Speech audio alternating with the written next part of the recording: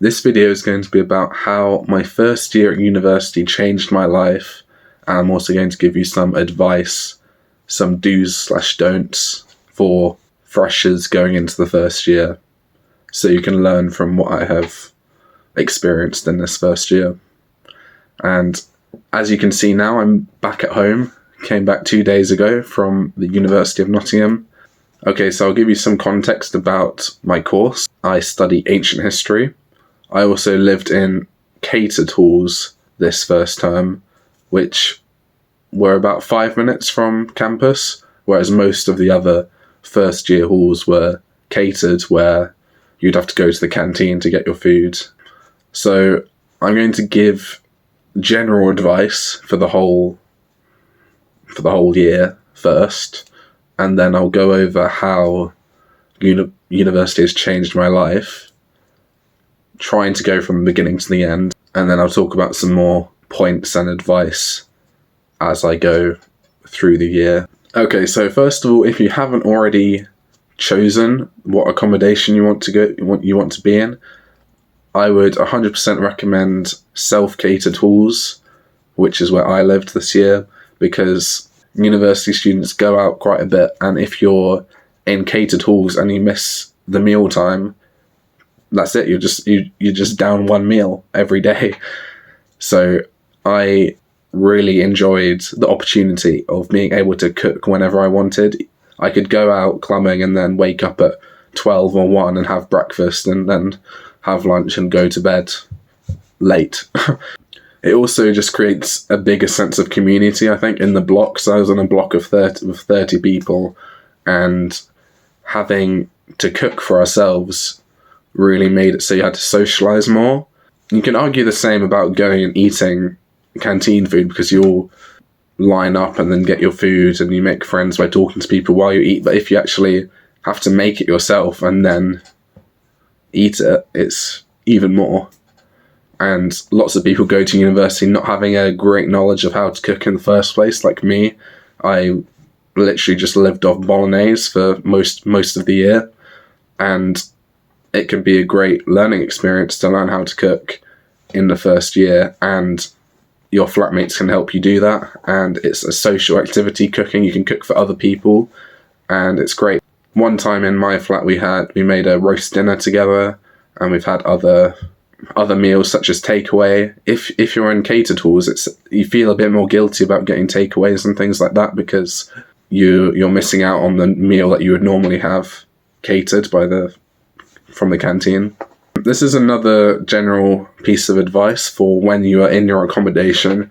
If you ever feel bored and you have free time, don't just do what you would normally do at home, because you're not at home, you're at university. There's so many people who you could be talking to and getting to know, so don't just turn Netflix on and start watching your favourite show.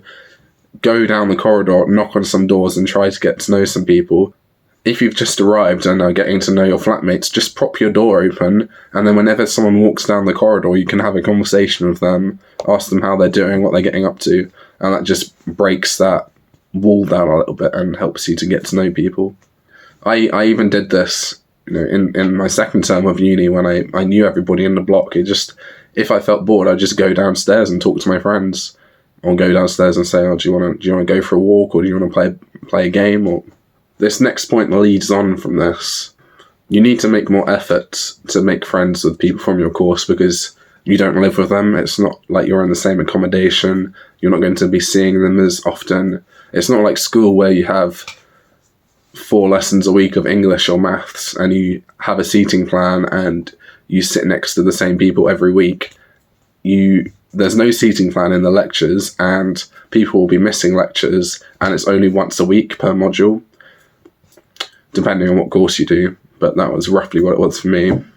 So you really have to make an effort to sit next to someone and ask for their, introduce yourself, ask for their Snapchat or Instagram, and make an effort to meet up with them and create that relationship, because it's so useful having a friend and or friends from your course who can help you out with if you're stuck on certain lectures or topics and things like that, and just preparing for exams. You can all go to the library together.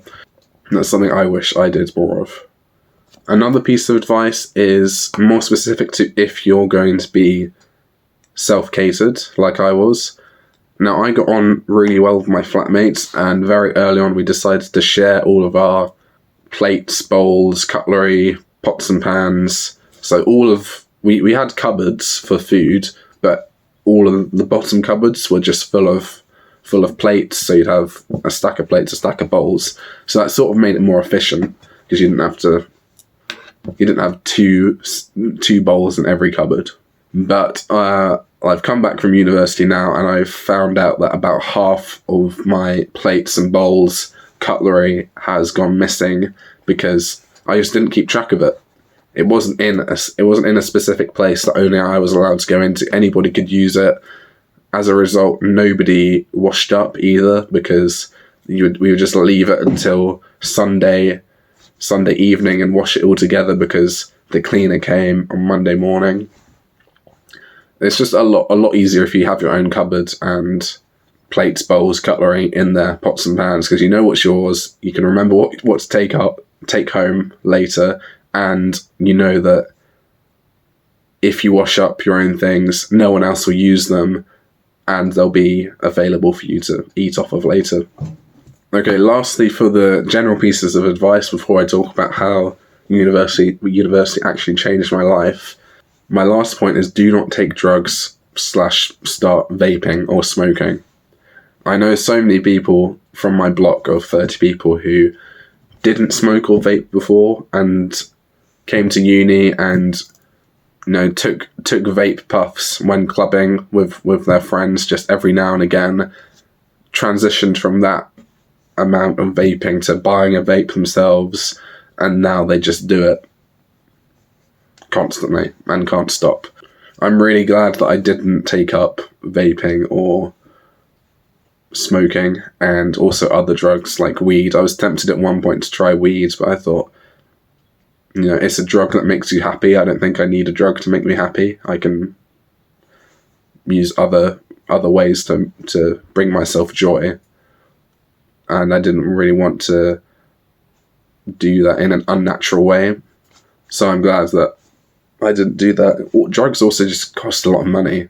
You're getting a student loan and you're just spending it all going out clubbing, buying alcohol and drugs. Like, I know from seeing my friends that weed just makes you not function as well the next day as well. You cannot have a fully productive day if you smoked weed the night before.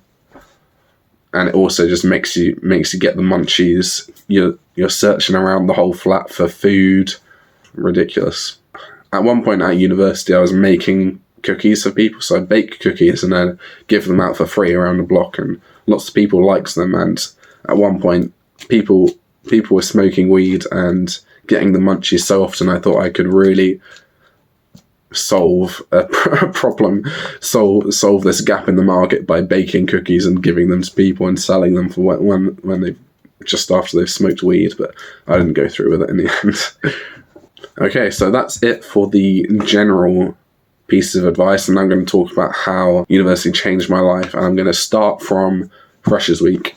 So I get to university, I'm settling into my room, and straight away I'm sort of transported into this world of clubbing, going out drinking, and there's a big emphasis on this, especially pre-drinks as well. It's quite a big thing at university, in the UK at least. And you drink more at pre-drinks than you do at the club itself or at the bar. But I really enjoyed it at first. I would really enjoy the games that you would play at prees, simply because I enjoy games in general, I think, and the added effect of getting drunk while playing them makes it a bit more fun. Quite a common game we used to play was Jenga, but it had like dares. It had dares written on the bricks, so you just slide one out. It would be like ring your ex and tell them you want to get back together with them or something. So they were good fun, and I enjoyed them. But I would say just be ready that most likely, especially if you're going to first year, there's going to be a big culture of drinking, going out, and you don't have to join in with that culture. I know someone who was in my flat who didn't drink at all and still got on really well with all of us, and she's a great person. I'm really good friends with her, I'm really close, and it doesn't matter at all if you don't drink in the grand scheme of things, or take drugs. So after I had Freshers Week, we sort of carried on going clubbing every weekend, started settling into my course, and I didn't do much work at all for my lectures because they were online. I wasn't bothered. I was enjoying the social aspect of my life at that time. I was enjoying going to my societies, which were table tennis. I was learning how to play poker. I joined the university choir. I had lots of different things going on. And I also started kind of seeing someone in my block who had arrived 2 weeks later than everybody else, but she was on the same floor as me. I'd never been with anybody before university, so this was my first sort of intimate relationship with somebody else, and it really cost me a lot of mental energy thinking about what I should do, what I shouldn't do, how should I act, what is she thinking about me, did I do this right, did I do this wrong, should I have done that? And it's really quite draining in a way, being in an intimate relationship, especially if you've never been in one before. So that was quite a big shock to me, and one of the reasons why I eventually didn't want it to continue. But I know lots of people from my block of 30 who coupled up. In my block there were 4 couples at different points in time, and this is including me as well. It didn't last very long, but I was still having an intimate relationship with somebody, and that's quite a high number of people. Out of 30, 8 people started seeing other people within the block who we live with. So I would be prepared for that, and I wouldn't really suggest it, because if you're living with someone, especially if you're a fresher, you probably haven't had many long-term relationships, intimate relationships, so it can be difficult living with somebody straight away who you're having a relationship with, because it's like you're so far down the relationship road that you've moved in already, but you've actually just started seeing them. So I'd be careful with that. In my case, I just started, it completely just absorbed my world. The person I was seeing, she was the only thing I thought about for the 2 weeks, the two to 3 weeks that I was seeing her. She was all I thought about, and it was very draining. I wasn't doing any work anyway, but that definitely didn't help. Okay, we're now going to move on to the next sort of big moment in my first year university journey, which was deciding who I wanted to live with in second year. And this comes around very, very quickly. I think the first set of people in my block who signed the house and got a group together and knew who they're going to live with next year, that was worked out at around November. So you move in September, mid-September, you have Freshers Week, and then about a month and 1 or 2 weeks later, you've decided who you want to live with for the duration of the next academic year. It's very, very quick. Now, I wasn't sure at that point. I got an offer from the people who I was friends with at that time, and I didn't feel comfortable going with them at that point in time, and I'm glad I didn't, because it wasn't because I didn't get on with them. I still get on with them really well. It was because I thought in second year they wouldn't be a good influence on me doing well academically. So I decided to find some random people. In fact, I went on an app called Unisalad over Christmas, and I found 3 random people who were looking for one more housemate to live with them next year. And I did a video call with them to make sure they were real people. And I said, yes, we're going to do it. Because if you think about it, when you go into halls in the first place, you don't know who you're going to live with there. And we still make very, very good connections with them. So I thought I can do the same for house share. And it turns out after Christmas, I met up with them, and they're all lovely people. They got me into rollerblading. We go to rollerblading society now. And it's great. It just shows that you don't need to, A, decide early who you want to live with or what house you want. And B, it doesn't have to be with people you know either. You can still find random people who you don't know and get on with them and have a great time. I think it's more important because there's such an emphasis on getting a house early to get a good house in a studenty area where it's cheap, it's close to uni and it's close to town. There's a big emphasis on that. But I think what's more important is who you're sharing with, because I know a lot of people in my block who got on with the people who they're going to share with next year really well. But at this point now, at the end of first year, they're either not in that friend group, or they just don't talk very much, or they've just changed as people. A lot goes by in your first year at university, and if you decide a month in, it's quite obvious really that you're going to change. So don't worry about doing it too early. Make sure you really think about who you want to share with. And once you know, go for it. Get the best house possible. So after I got my house sorted out over Christmas, I went into my second term at university, and I started worrying about what my career path was after university, because I take ancient history, and at that point I decided that I really enjoy the course. I couldn't have picked a better degree for myself because I really enjoy it, but I couldn't see myself becoming a teacher of classics or ancient history, which is one common career path that many classics students take, and I couldn't see myself becoming a museum archivist or a museum curator or something like that. So I really took this to heart and was worrying about it too much. And I went to my personal tutor, because you have a checkup every term. And I went to him and said at this meetup, and I said, I don't know where this is going to lead. I don't want to become a teacher. He went on and talked about the classic sort of thing that many lecturers say and teachers when they want you to do their subject, which is that their subject offers you transferable skills. When you're at university, you have to look after yourself, you have to be independent, you have to organise doing the work, being able to take in the information, and for all essay-based subjects like mine is, you have to use critical thinking and things like that. So he talked about all these different transferable skills.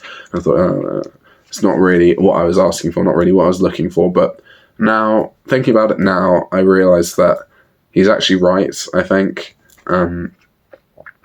University degrees can be very useful to you if you use them in the right way, which is what I've discovered. I feel content now that in my next year at university, I'm going to, even though I'm pretty sure I don't want to become a teacher or a museum curator, that doesn't mean I should stop my course. It doesn't mean I should drop out, because I enjoy the content. I enjoy learning about it. I'm just worried about what I'm going to do afterwards. So I'm just content now that I'm going to go into my second year, enjoy doing the course, start, focus on improving myself and using the opportunity that university gives for creating connections. Because so many people go to university, you can meet the perfect friend or the perfect partner that you want if you try hard enough. So I'm going to try and build my relationships next year and try to get a very solid friend group where we're all sort of striving to push each other forwards towards our goals and just create a really nice, supportive friendship group. Because I remember learning about this in college for my A-levels. I did sociology, that many MPs and things got to their role through private school, and then that gave them, it wasn't because they were smarter than people who don't go to private school, it's because they get the connections in private school. Most people who go to private school have very rich parents, and the connections with their children gives you opportunities. It's very nepotistic. If you have connections with successful people, they will give you opportunities to be successful yourself. They might give you a vacancy in a job at the company that they work in, and then you can work your way up that way. But connections is really important in university. If you can build them up, then you can really use them to your advantage if you know how. So now I'm going to get to the real crux of how university changed my life. As you can see in the thumbnail, I started as a sort of regular person before university. I played computer games, did average at school and college, went to university, was very much in the party scene, went out a lot in the first term and the first half of the second term. And then I came to this point of realization where I wasn't happy with the way I was living my life. I started watching self-help YouTube videos, and it took me a bit of time to process what they were saying and to think about whether I should really take the leap and sort of stump out my bad habits and reduce the time that I'm going out. But I thought, I really don't feel fulfilled with my life at the moment. So I tried these things. I started my self-improvement journey, which led me to start this channel. And this is sort of the reason that university changed me. But I think the important thing to realize here is that I wouldn't have started my self-improvement journey if I didn't do all of the bad habits in the first place, if I didn't feel unfulfilled in the first place. It's because I went out clubbing potentially too much, went out drinking potentially too much, played poker addictively online, betting real money, and feeling a sense of wasting my time. If I hadn't have done all of those things, then I wouldn't have started my self-improvement journey. So keep these points that I've made in mind, but potentially if you follow everything I've said and you stay on a straight path of productivity and really grinding, making sure you get good grades, you might miss out on some things. You need a balance. You need a balance of work and reward. And that it's not just that, it's many different things in life. You need a social life, you need fitness, you need nutrition, you need good diet, you need good sleep. If you have a balance of all of those things, you need mindfulness, then your life is sorted. So I hope you've enjoyed this video. I know it's a bit of a long one, but I thought, it's quite a big topic, my whole first year at university. So if you enjoyed, please check out my other videos, and I hope you have a wonderful rest of your day. That is pretty much all of the main things that I thought changed my life through fuck me. This is wrong. We'll cut that. Cut.